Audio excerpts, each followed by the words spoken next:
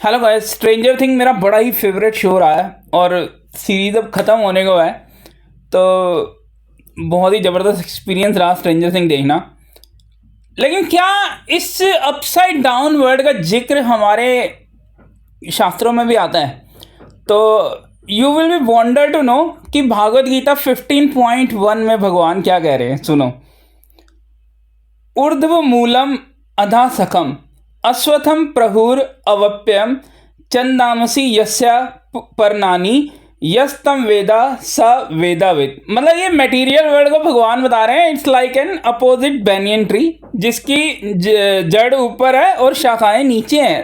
तो ये material world को रिफ्लेक्शन ऑफ स्पिरिचुअल वर्ल्ड बताया भगवान ने। तो एक्चुअली ये मटेरियल वर्ल्ड एक्चुअली में अपसाइड डाउन है। तो भगवान यहाँ पे बहुत अच्छा ये बता रहे हैं। तो मैं आपको पढ़ के सुनाता हूँ थोड़ा इसका। In Bhagavad Gita 15.1 describe the material world as an upside down ये जिक्र है भागवत गीता में।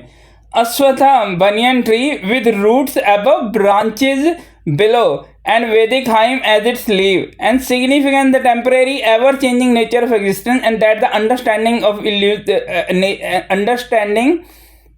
this illusionary tree through detachment and knowledge allows liberation from material entanglement। और जो इस अपसाइड डाउन वर्ल्ड को अंडरस्टैंड कर लेता है डिटैचिंग के थ्रू और नॉलेज के थ्रू, वो लिबरेशन कर सकता है इस मटेरियल एंटेंगलमेंट में। तो अब क्या वो कहोगे कि शास्त्रों में अपसाइड डाउन वर्ड को भी बताया गया। और मैं आपको ये भी बता दूं, जो ये कॉन्सेप्ट है ना कि भाई वो मतलब एक ड्रीम वाली स्टेज में जाते हैं और क्रिएशन करते हैं, है ना। इसमें कितना दिखाया है ये स्ट्रेंजर थिंग में। तो आप महत तत्व के कॉन्सेप्ट को पढ़ो। भगवान विष्णु जो है क्षीर सागर में, क्षीरो दख्याई विष्णु जो है वो क्षीर सागर में लेटे हुए हैं और वो सो जाते हैं और सो के वो सपनों में क्रिएशन करते हैं। तो कौन सी एक और मूवी थी, ऐसी एक मूवी भी थी ना लियोनार्डो द कैप्रियो की, इंसेप्शन थी पता नहीं, यही आई थिंक इस टाइप की मूवी थी जिसमें ड्रीम में क्रिएशन करना। और ये कॉन्सेप्ट कितना ज़्यादा दिखाया गया। इवन मैट्रिक्स हो गई, ठीक है।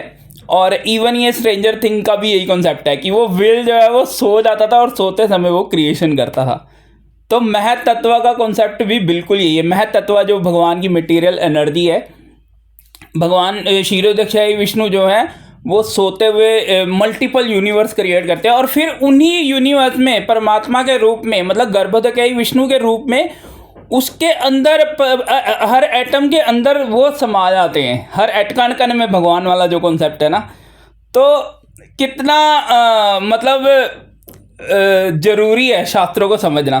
तो आप अब देखो कि शास्त्रों में कौन सा ऐसा कॉन्सेप्ट है, साइंटिफिक कॉन्सेप्ट है जो नहीं बताया गया है। हरे कृष्णा।